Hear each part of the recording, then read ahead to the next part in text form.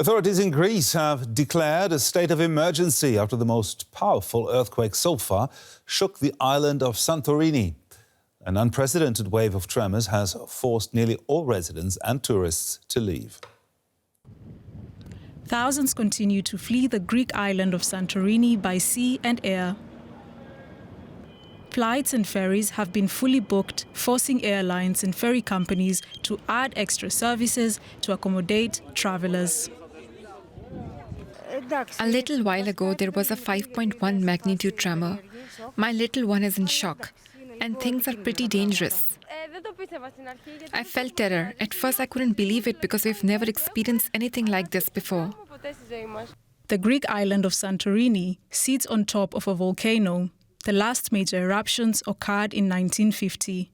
But experts say the recent tremors are not related to volcanic activity, rather by tectonic plate movements.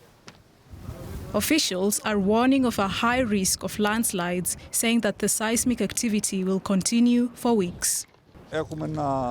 We have to manage a very intense geological phenomenon.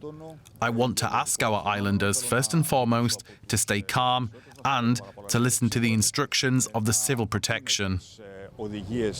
However, some tourists and local residents in the island have decided to stay, saying the area can handle the magnitude of the earthquakes. I'm not that concerned. Why would I worry? If something's meant to happen to you, it will. If it's time for you to go, it's over.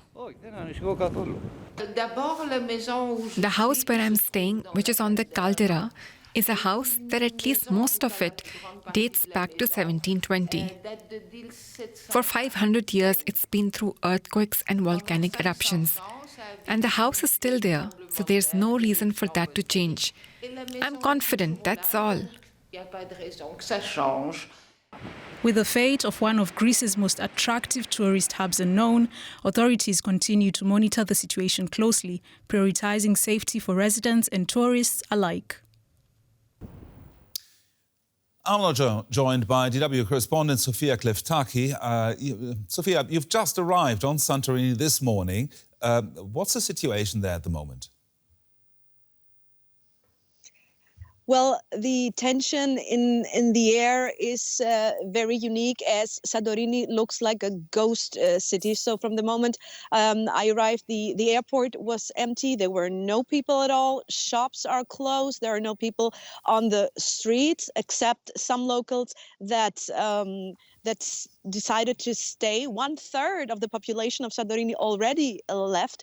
And as it's February, so it's not high season, not every hotel, every restaurant is anyways open. So you really feel it, and you feel this tension as everyone is on very high alert. I'm right now in Carterados. It's very close to the main capital, to Fira of Santorini, and I'm at this sports complex where special unit for disaster management have their tents where they sleep and where they are on high alert if something happens, if this larger earthquake, which the scientists speak about and the experts, if this happen. And the whole day they're on alert. They are controlling their equipment.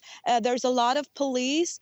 With some locals that I met, they told me that they are patrolling the streets in order to protect their houses and businesses, as so many people left. So it's a very unique situation. And although the residents that stayed remain calm for now, as they decided to be here, still it's this uncertainty because no one knows for how long this is going to continue. And also we felt a little earthquake earlier. It was just a few seconds, but you really could feel it. So can only imagine what this means to have it every 10 minutes.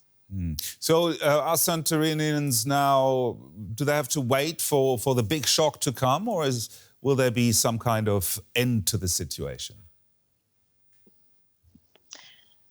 This is something that the experts are still arguing about. There is not a clear timeline, so there are different scenarios. There is a scenario that says that this will continue for at least a couple of weeks. There's another scenario saying that there will be probably a larger earthquake. What is sure and what the experts put emphasis on again and again is that the seismic activity is not linked to the volcano, which is important, but it's due to the tectonic shifts. However, schools are closed until the end of the week, and they wait for new safety measurements. So no one knows for now when this is going to end. DW correspondent Sophia Kleftaki there, reporting from the Greek island of Santorini. Thank you very much, Sophia.